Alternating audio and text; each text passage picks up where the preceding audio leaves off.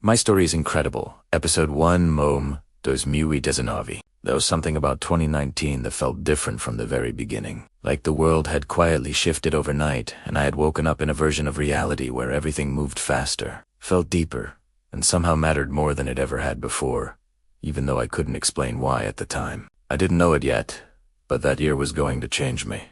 Not in one moment, but in 1,000 small ones. 2019 for me was like a fresh breath of air, and it feels like a new life.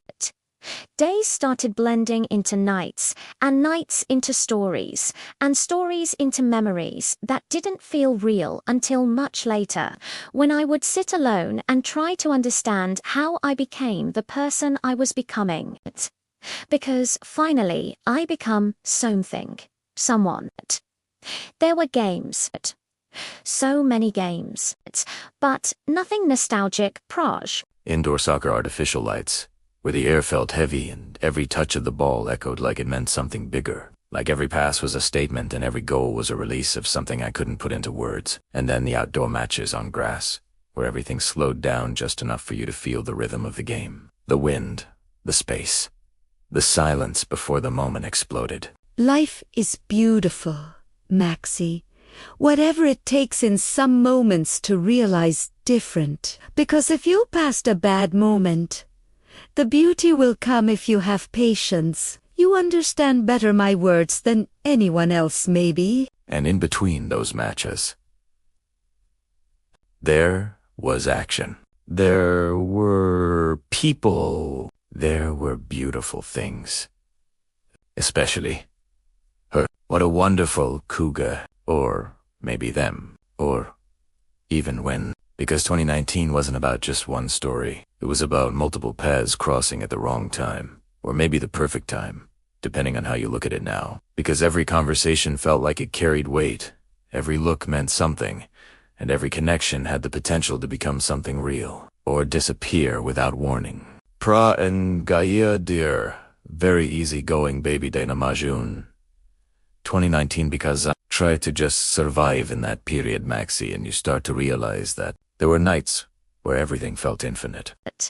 But in that moment, a good one, a park of hope and light. Where laughter came easy, where plans didn't exist, where you didn't think about consequences or endings, where being present was enough, and where the world felt like it belonged to you, even if just for a few hours. The end of August, and then here comes sweet September with the schoolyard, with baby, and then Klotzer later. What a weird feeling of old smell, and at the same time a refreshing vibe for my ego. Finally, the waiting at that road, bro Maxi, and in October when you prepare to placating in Spain, and that discussion in the schoolyard on the Trepti. Wow, what a good vibe. And so wonderful moments.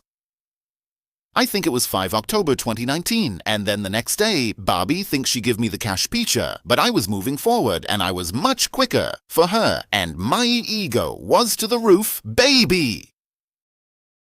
And then there were moments where everything felt uncertain. I think it was 5 October 2019, and then the next day, baby thinks she gave me the cash picture, but I was moving forward and I was much quicker for her, and my ego was to the roof, baby! Oh yeah, I started to feel like a king in that period, and everything was going better and better for me. What an autumn. Wow. Your choices, your direction, yourself. But somehow, you kept moving.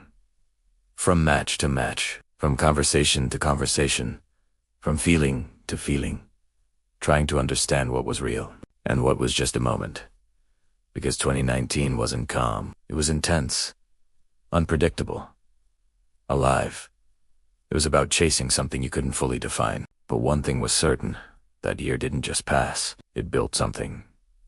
Something unfinished. Something evolving. Something that would only make sense later. And as everything kept moving, faster and faster. With every game played, every person met, every decision made without fully understanding its impact. To be continued.